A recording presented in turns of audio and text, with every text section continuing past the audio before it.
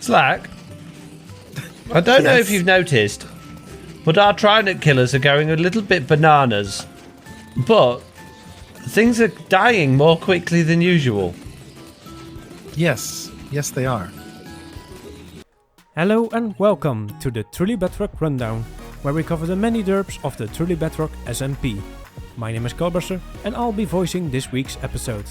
On screen right now is the rest of the team that made this episode possible. As always, all the links to the Truly Bedrock members will be in the description below. Now without further ado, let's begin. We begin this week with a huge congrats to Zeb on his honeymoon. In order to have a video ready for release while he's away, he does some odd jobs around his base. So this episode is probably going to be a little shorter than the others. We have a few things that I wanted to do. I wanted to get a video out to you guys so there's no lull in our videos, but also at the same time I don't want to push anything out. So we're just going to do what we normally do and take care of some pressing issues. He constructs a black stone bridge over his lava lake, crafts a respawn anchor for his base, and tidies up the blaze spawner. Meanwhile, at his own base, Mr. Bearstone finds a note and lovely custom tree from Jesse B. That's a new tree. It looks like a real tree.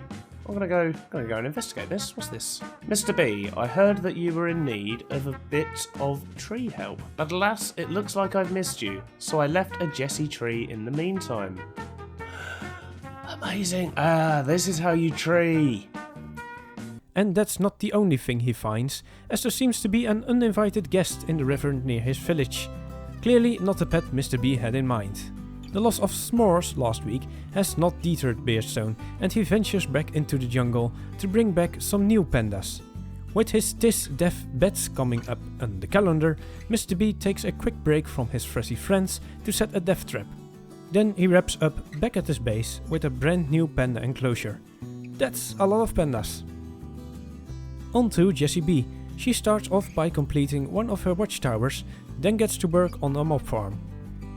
Living up to her tree lady nickname, Jessie of course builds a custom tree. Let's take a step back. And I think I like it.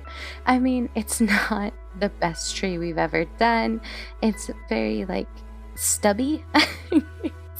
It's a little short and stout tree, but I love it because it's, it's a little bit different, so... Jess sets up the portal to her base as well, but it doesn't exactly work as intended.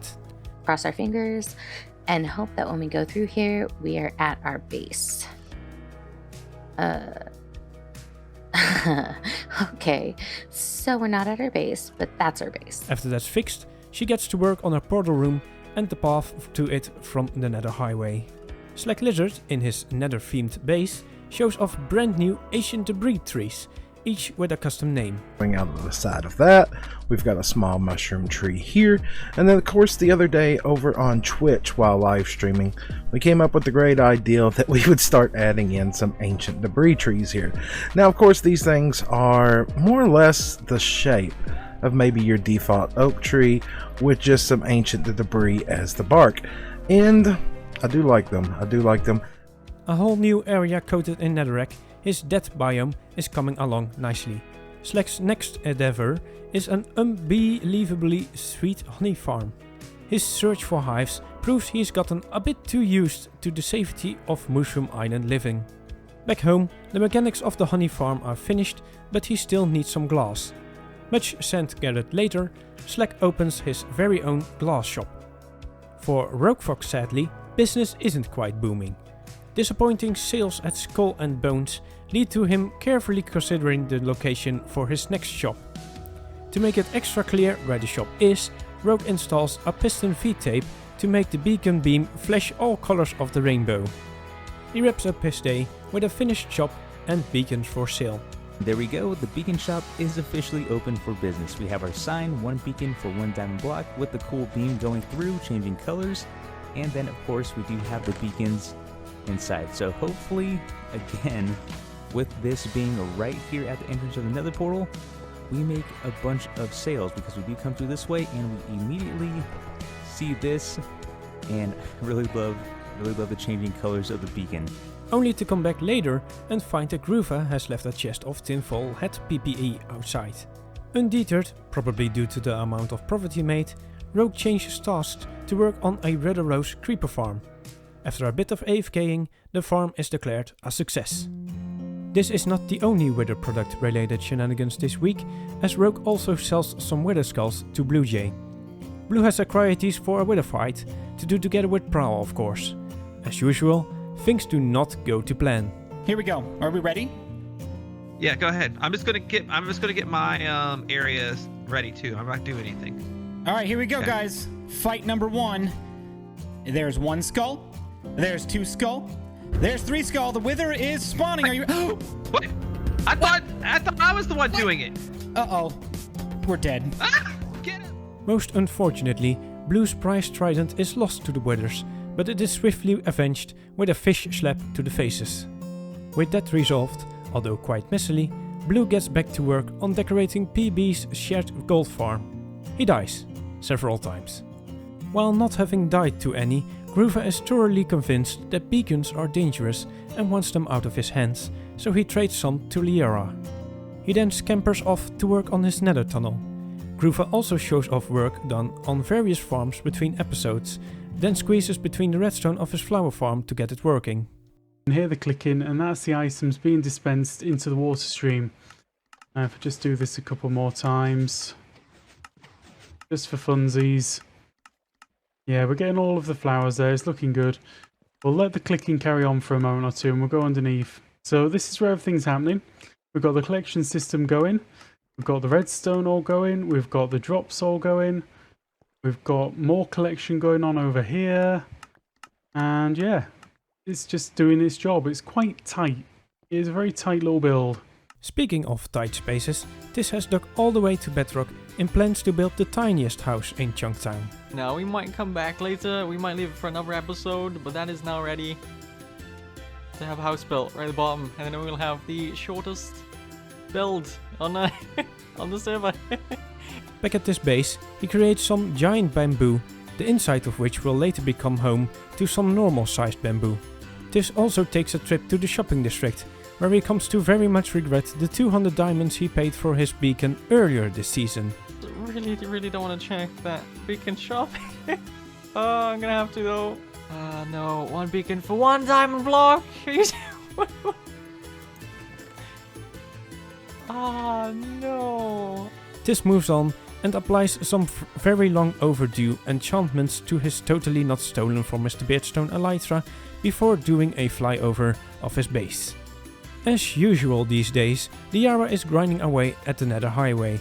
Beacons and the respective iron bases have been acquired from Grufa and Pral, but it is still not enough, so Liara is happy to take Grufa's dangerous beacons off his hands in exchange for some lava buckets, something she has plenty of. Grufa! I heard... Hello! Hello! How are you doing? I hear you got lots of lava. I do, yes. I have tons of lava, and I thought that, you might like it as a thank you for what you did for the hub. Lava, that is. The buckets are still unfortunately in limited supply. 1 bucket spamming montage later, a section is successfully cleared. Taking a much needed break from the lava clearing, Lai starts on the Truly Bedrock Season 2 comment library and makes progress on her spawn-in's interior decor. Things do not stay calm for long, however, as next thing she knows, she is helping Zloy wrangle ghasts into the overworld. Hand me back that fishing rod. There you go. Hey, bud. Liara also meets up with Pral for a trade of items, and they end up trading tours of their villager zombification systems as well. Done dealing with the boys for now, Lai gets back to decoration. Why does Zloy need ghasts in the overworld, you might ask? Well, what else than a ghast-powered tree farm? Obsidian gathered and portals constructed, Zloy gets to work on transportation. With the aforementioned help from Liara, a ghast is successfully caught and shoved into his new forever home. Working with much less deadly mobs, then Rob Props begins to collect his first villagers. Then also shows off his plans for a self-sustaining skeleton grinder he hopes to install in his base. And lastly, he purchases a totally extremely dangerous beacon from Grufa. What was that? Heard a gas. Right, I'm coming back. Yep. So, would you just a beacon? Would you like some blocks to go with it? Because I've seriously got them all. Okay, if you really want to. Trade complete, Dan leaves Grufa with a not so welcoming gift. Never 8 ingots for you. Awesome. Thank you very much. Nice. So hopefully that will help me find some diamonds and stuff. And now I'm just going to tag you. Bye! What is not dangerous, of course, is the bottom of TyCraft's lava-filled ravine. Now that it's covered with orange glass, that is. DC seems to be quite the thrill seeker, as he also constructs a roller coaster within his base. This one isn't for him though, but rather for villager transportation. So I think if I put this down, that worked like a dream. Here, hurry up and go, guy. Can you go? Okay. All right, he's going. Please don't die. All right, we're gonna jump off too. Yeah, boy. All right, and now we just need to bring him around here like this, and womp. Oh, yeah. TyCraft successfully gets his villagers to make babies, but it isn't until too late that he realizes that the newly born children are making a run for it once on the other side of the portal. Farting all around, is he? Hello, sir. No, you dang guy. Oh my God, these dang villagers out skating all around. Did you go back through the nether? I hope so. Anyway. Later, DC does some work on the edges of his ravine base to reduce mob spawns. He also does some redstone, first putting together an impulse item sorter and then a hopper minecart system to go with it.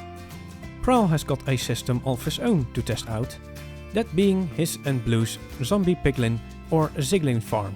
After a very close encounter, Pral modifies the collection system and celebrates with an ancient debris mining trip. I got all of that, and then we got 27 ancient debris. I have no clue if that's good or not. I mean, like I said, I did stop a lot, so I'm sure I probably could have gotten a decent amount more if I was only looking for ancient debris, but 27 I guess is not too bad. While he's in the nether, he also sets up a piglin bartering farm. DB also has something to celebrate, as he successfully gets a polar bear to spawn in his new passive mob farm. They're getting angry. I think I need to do some experimenting. Well, this is rather interesting. See, we've got some polar bears spawning, which is nice. Which is very good. He sets up an item filter for said farm, then swings by P&B's base to deliver some flint and steel. Coming around full circle, he ends back at his base and checks his farm's output. Speaking of farms, Foxy and Slack are moving Slack's gold farm for some reasons. We made a couple of those, and now Slack's like, do you know what, Foxy? I want to move it. And I'm like, why? He said, I don't know, just something to do, isn't it? I said, well, I've got better things to do. And he's, no, you haven't. I said, okay, fair enough. Cut me out. I haven't. So now we're doing it.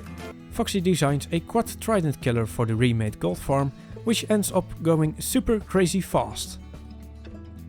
Slowing down, or rather scaling down, Killer Drone has made a mini model of the plans for his mega base.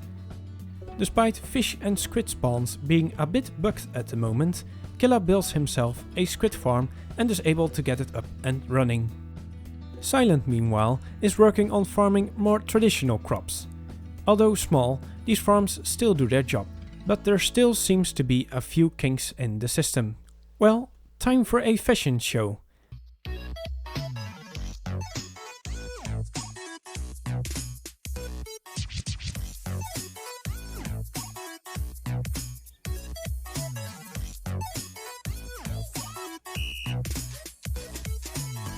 Sadly, a great sense of style doesn't keep the chance monsters away, so Silent has to take it head on. After a night of redstone troubles, Silent does eventually remember that water elevators exists. And that concludes the 9th week of Truly Bedrock Season 2. As always, be sure to check out all the members' videos, as we always cover the highlights, but we might have left out your new favorite moment. If you want to make sure we cover your favorite moment, make sure to post it in the Discord, links below. Be sure to subscribe so you never miss a new rundown, and follow us on Twitter for updates and behind the scenes sneak peeks. That's all we have time for today. Goodbye!